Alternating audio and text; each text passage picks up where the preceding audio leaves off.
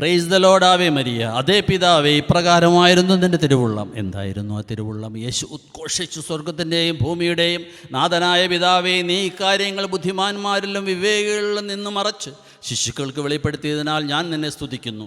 തുടർന്നുള്ള വചനം സ്കിപ്പ് ആകാതെ കേൾക്കണേ. എൻ്റെ റേറ്റിങ്ങിനല്ല, നിങ്ങൾ വിലയുള്ളവരായതിനാൽ മാത്രം. അവൻ പറഞ്ഞു, നേരം പുലരുകയാണ്, ഞാൻ പോകട്ടെ. യാക്കോബ് മറുപടി പറഞ്ഞു, എന്നെ അനുഗ്രഹിച്ചിട്ടല്ലാതെ അങ്ങയെ ഞാൻ വിടുകയില്ല. ഒന്നും കൂടി കേൾക്കണേ. അവർ എത്തേണ്ടിയിരുന്ന ഗ്രാമത്തോടടുത്തു. അവനാകട്ടെ യാത്ര തുടരുകയാണെന്ന് ഭാവിച്ചു. അവർ അവനെ നിർബന്ധിച്ചു കൊണ്ട് പറഞ്ഞു, ഞങ്ങളോട് കൂടെ താമസിക്കുക, നേരം വൈകുന്നു, പകൽ അസ്തമിക്കാറായി. അവൻ അവരോട് കൂടെ താമസിക്കുവാൻ കയറി.